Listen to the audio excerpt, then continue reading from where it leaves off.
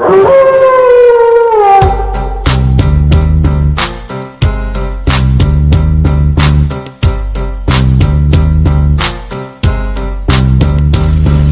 up, we the building. You heard what I said, wrestling pod. Diesel Detail Thurn, aka they don't want none. And as you see what he's saying, we the ones. We the ones that do this wrestling shit. We had to talk about WWE Extreme Rules. This was a interesting pay-per-view. I don't know how to really describe it, so we just gonna get into it. And we'll discuss how we feel about it afterwards. Pre-show match, you had the self-proclaimed most beautiful woman in all of WWE, Carmella, going up against Liv Morgan.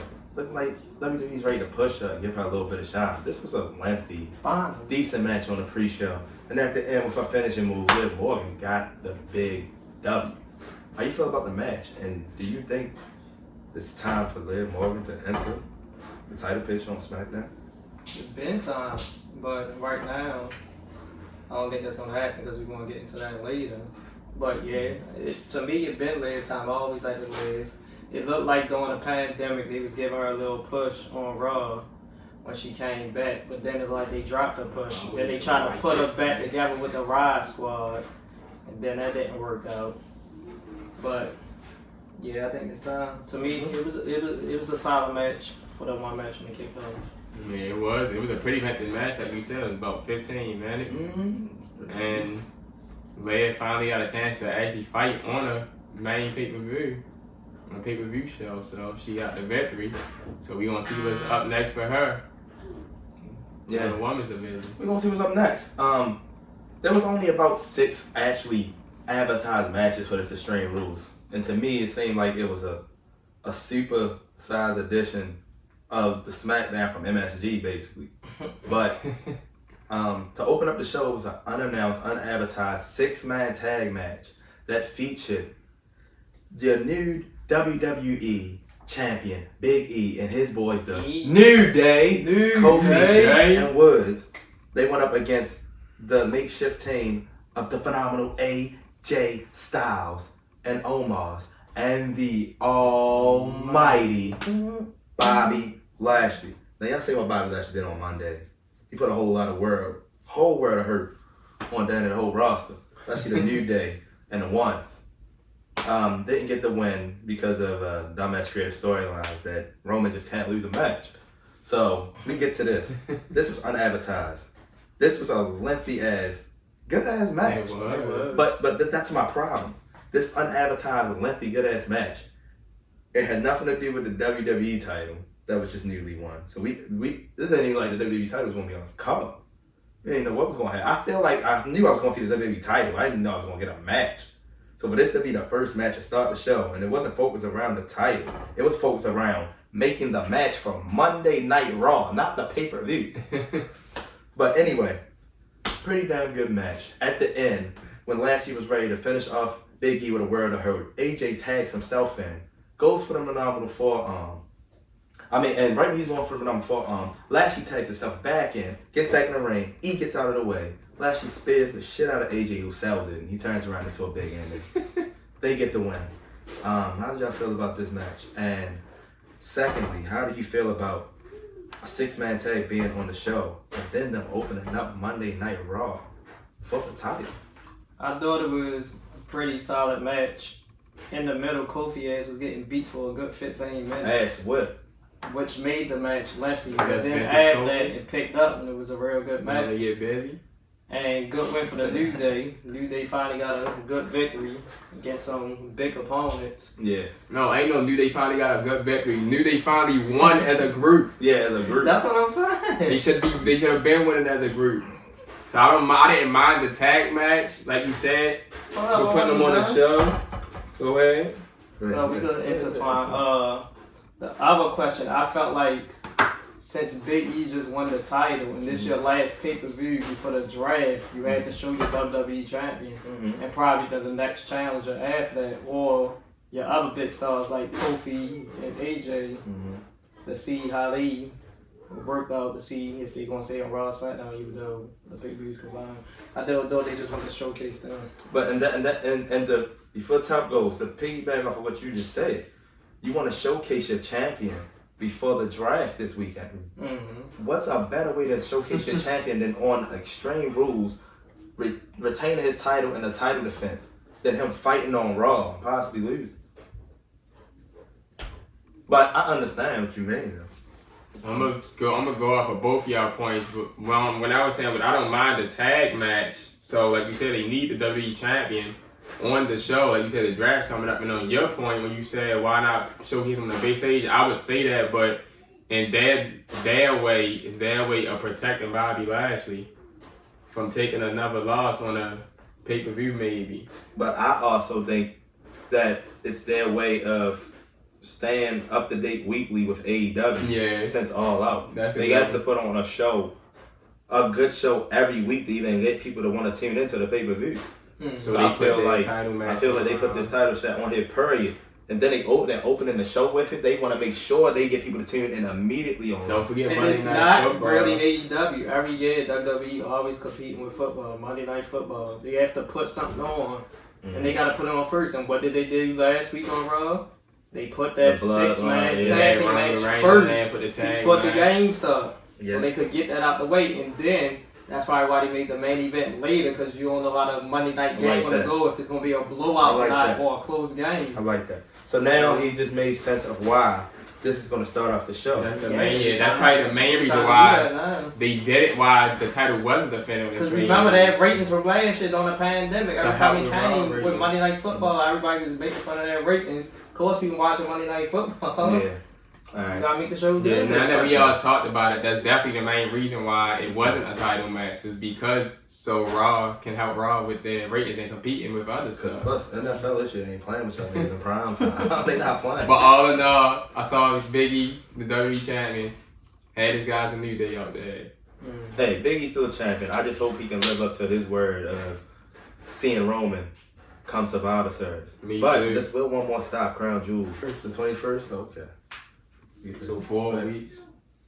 And that really could be payback too for the New Day on Lashley, with him beating Kofi ass all the times as big it was, and Big E had taken the title from him, then they'll beat him in some kind of match. Yeah. Okay. Gotcha. Our next match for the SmackDown Tag Team Championship.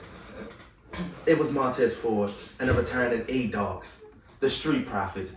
They were going up against your tag team champions, Jimmy and Jay, the Bloodline, the Ones, the Usos. This was a damn good match. I'm gonna just say that.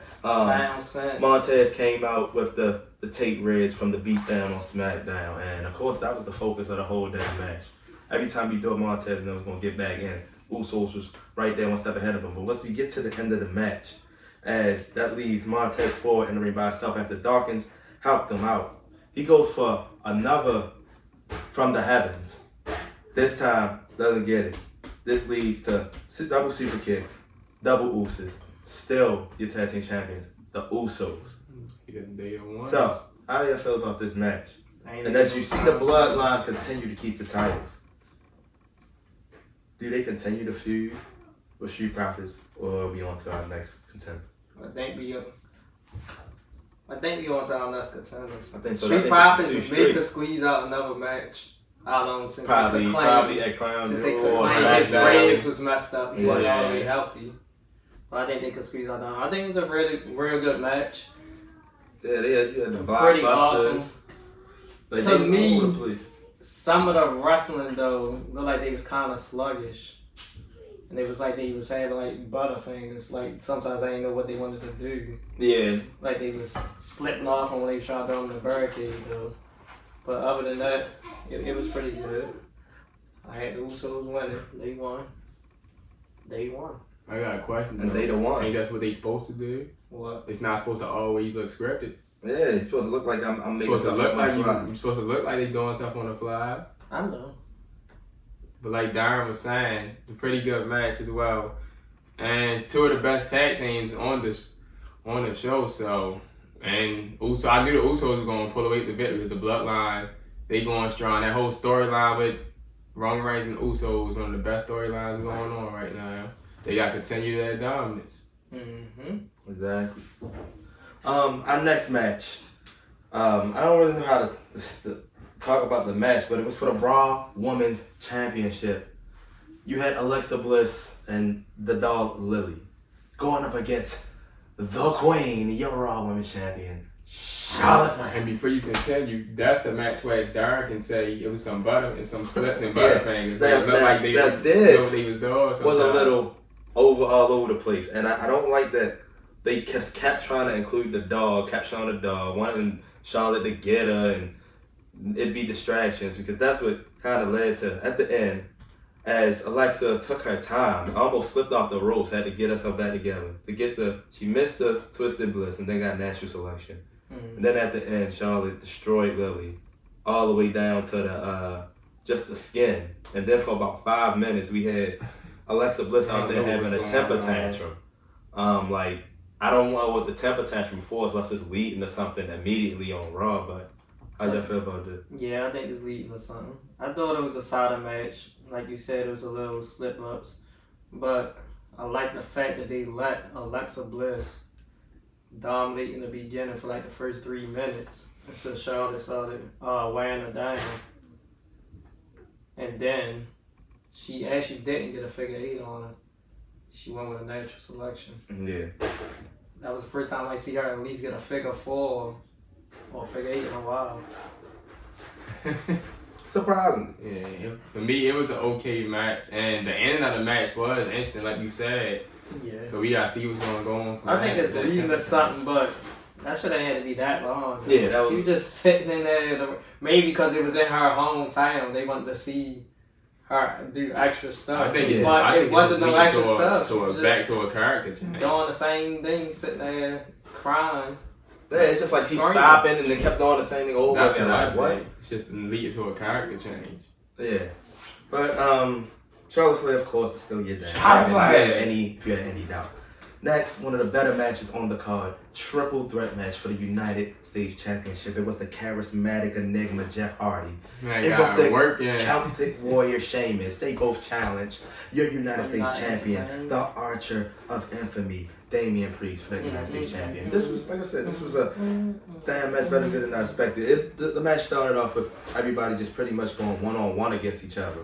And then at the end, the shit heated up because as you thought, Damian Priest about to get the win. He got Swanton Bomb by Jeff Hardy, and then all three men just started putting on a series of moves out of nowhere, trying to get brogues and twist the fates and reckonings, and then out of nowhere, Damian Priest just rolled up Sheamus, and it was a deep roll up. One of those roll ups I can't get mad. It was a typical roll up. Yeah, but it worked in the momentum of the match, even though I hate it.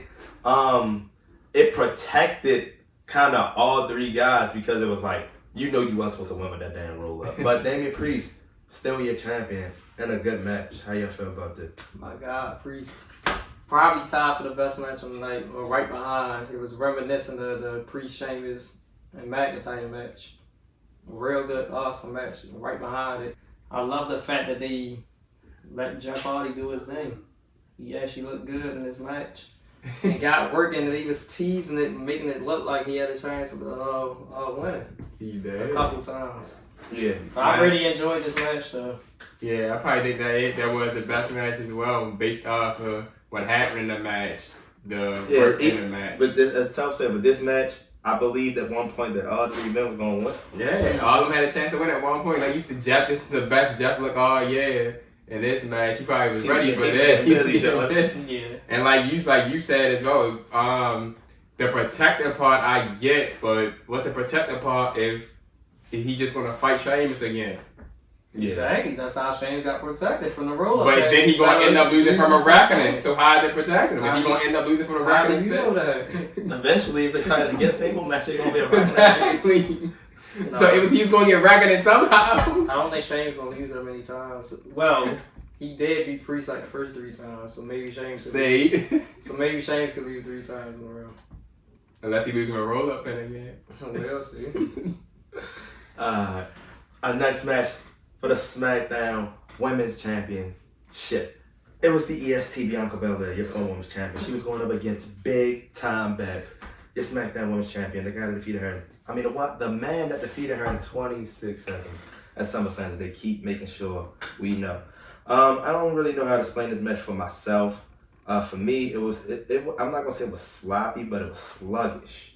Like you could see to me that Bianca definitely carried the match, and it felt like that. I mean, Becky looks in shape, but she's still, you know what they call wrestling shape. You feel me? She's still trying to get back in action. Yeah, so it was a lot of take too long's head, long ass rest holds head, but pretty much at the end of the match when it looked like Bianca was about to reverse a disarmer into a KOD, the return of the legit boss, Sasha Banks, to fuck up the match, which I figured that might happen. I figured there was one match that had to end some kind of fuck up. Yeah. So Bianca for that, Sasha lays out both women. She lays out Bianca first. Then her and Becky stare at each other.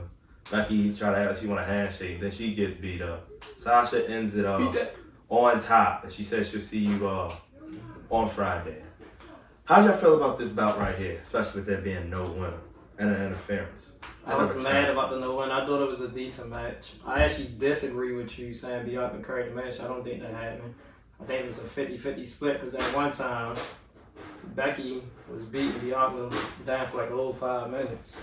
I think Bianca got her move. I say Bianca selling. Your descriptions are different. What y'all saying about who carries the match? Like you saying because she was beating her down, man. He's saying like Becky's moves was her slow. movement was slow. Bianca was making her look good. Moves. You know how Dolph Ziggler know how to make somebody look good? Becky always fought like that. Becky moves never been fast. She always took but Becky has a certain crispness and chemistry when she gets on her rolls and shit. She knows how to lead a match and carry it to when you got to get to the climax. And I just felt like Bianca did it until they got to the part where it was time for shit to get close to the end. I agree, like you said, they was both like, it was like 50-50, but and like he was saying, like her getting into her groove, she was doing it right, like she was rusty. You know what they say, rain rust?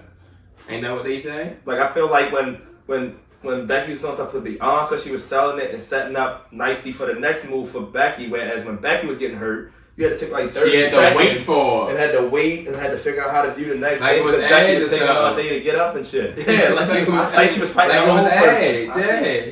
But all I know, of course I'm disappointed in the outcome, but I kind of expected it because I knew Sasha was going to come out. But I'm excited to see Mike turn into a triple threat coming up. I ain't know that. I was surprised. Oh, I knew. Because you knew Becky wasn't losing because she was on the poster. What's that supposed to be? A lot. To lose. When last time you think somebody losing a poster? V4.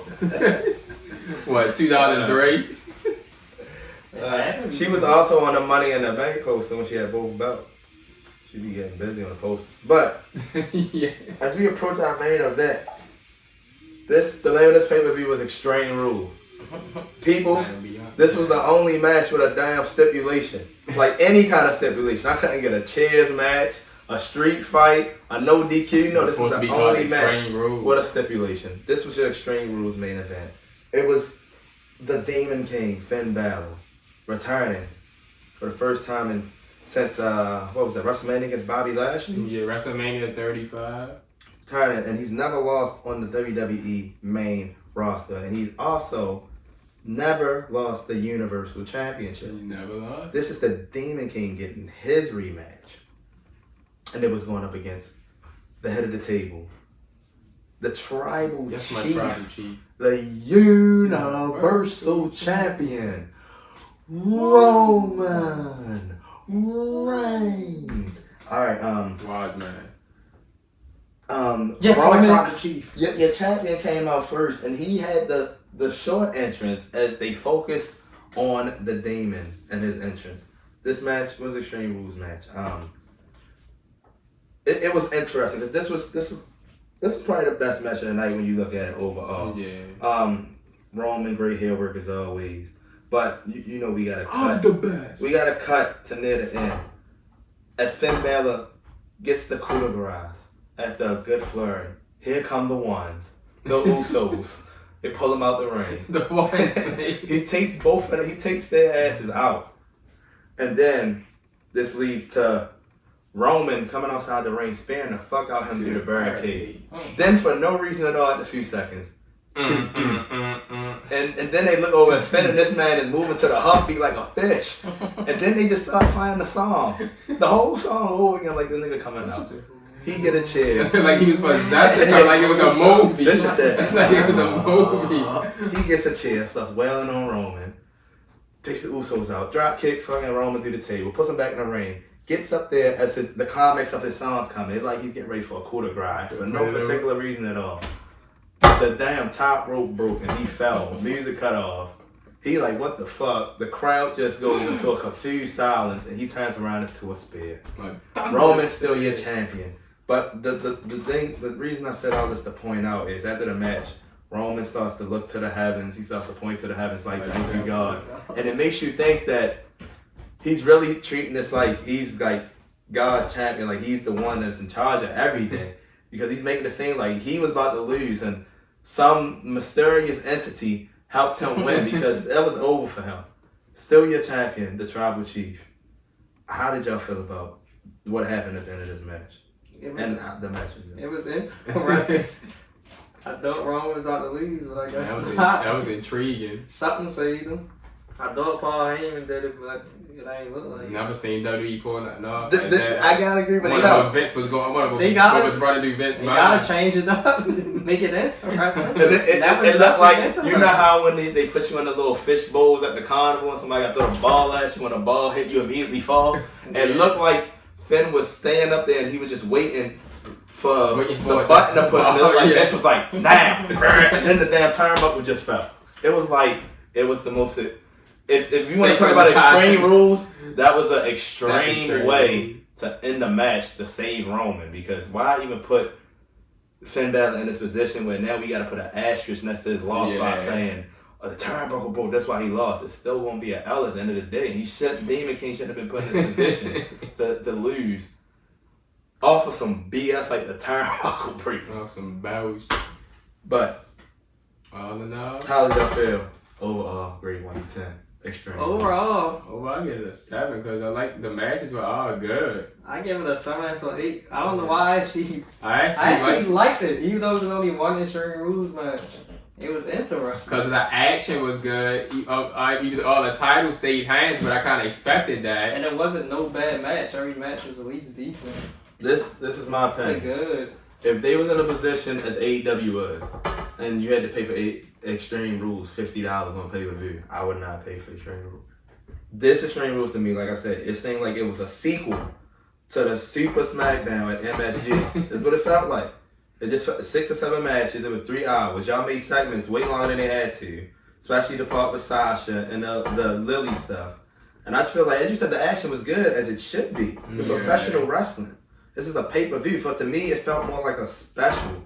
That's why I said professional wrestling wise, I give it 7. Yeah, so I wouldn't go higher than a 7. I just feel like certain aspects of it, I can't just give you a good grade because of the action. The ending has to make sense. You gotta have outcome, stipulations. Yeah, the outcome has to make sense. The stipulations around the pay-per-view, and to me, they just didn't deliver what should have been delivered as an Extreme Rules pay-per-view. True. So that's all. But all in all, Roman Reigns going on 400 days. Yeah, it's gonna be fun. Champion. When we see him on Friday, it's gonna be about $398, $399. Yeah, Hey, just know we gonna be the ones on Baltimore. Let's go. Goddamn. You ready, hey? Hey, I think WWE's gonna do a good job maintaining. It's gonna be a good week of Raw and SmackDown. Draft is right there. They can't decline. We'll see what we got. Hopefully, Big E still be the champion on Friday. Yes, sir. Guys, this is y'all heard what I said, Wrestling Pod. From Diesel Detail and Darren, aka they the one. We the ones, and we out. Y'all heard what we said.